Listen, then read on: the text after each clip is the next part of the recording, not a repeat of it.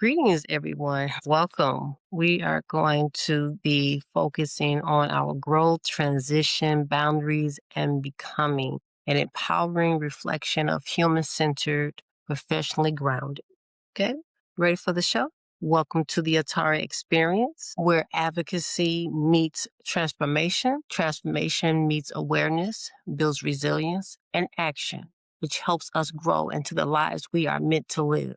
This is a space for real conversation about healing, leadership, emotional wellness, and becoming from the inside out.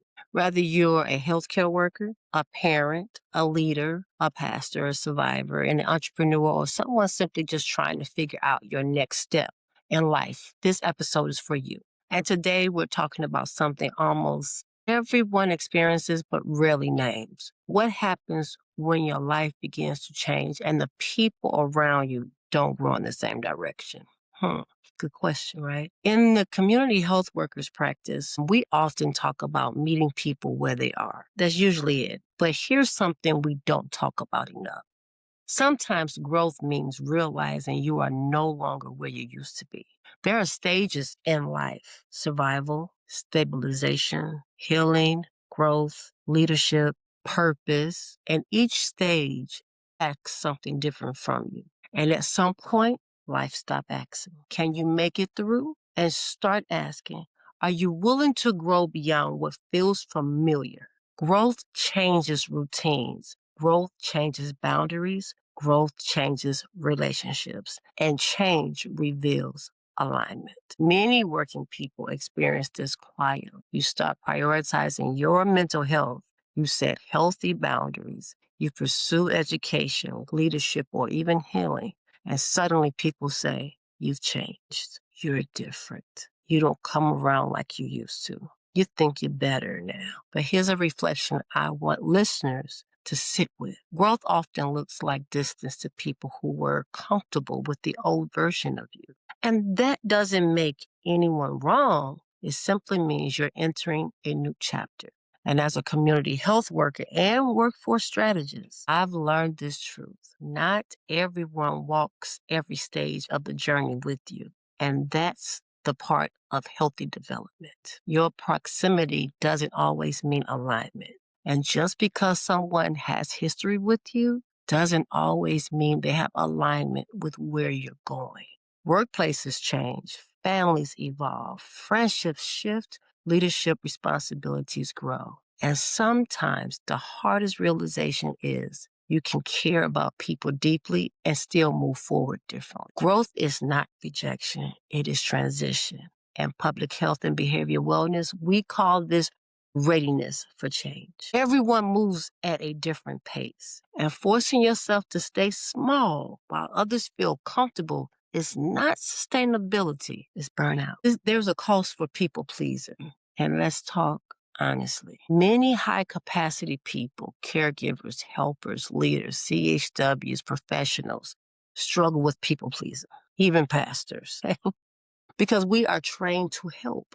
But helping should never mean abandoning yourself. When we constantly appease others, we risk emotional exhaustion, compassion fatigue, loss of identity, resentment, delayed purpose. And here is a lived experience truth I want to share with you. Peacekeeping is not the same as personal well-being.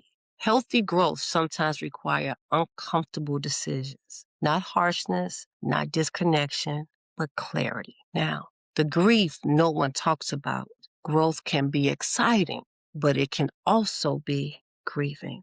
You may outgrow environments, and I'm sure that that's supposed to be great, and it is. You may redefine relationships. You may choose wellness where survival once lived. And it's okay to miss people while still moving forward. One of the most important, powerful lessons in trauma recovery is healing changes. Healing changes your tolerance for what once felt normal. You get what I'm saying? It used to feel normal. That's not arrogance, though. That's awareness. How to keep moving forward when life shifts and you feel alone. Practice these grounding principles, okay? Protect your peace without guilt. Invest in personal development. Build supportive community.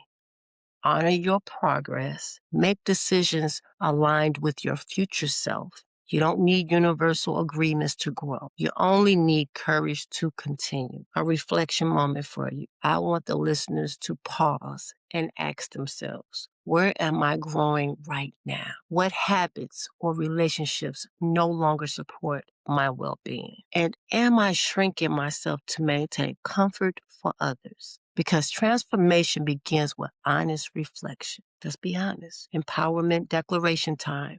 Say this with me. I give myself permission to grow. I honor the person I am becoming. I release the need to be understood by everyone. Choose progress over approval. I am building my life from the inside out. Now, my closing message, if this conversation has resonated with you, remember this. You are not falling apart, okay?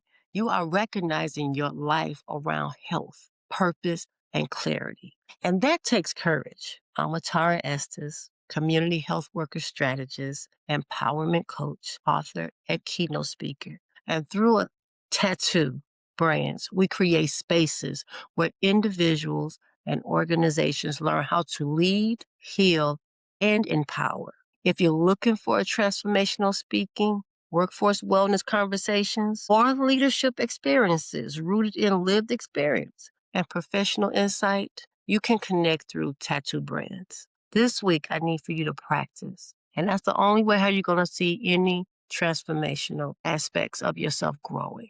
Identify one boundary that protects your well-being. The second one would be take one action that supports your personal growth. Have one honest conversation with yourself about where you're headed next. Small, intentional steps create transformation. I'm thinking about doing a poll question, so you will have to follow this episode to see what that poll question would be. But I would love to hear from you all. If any of this resonated, leave a comment, ask your question.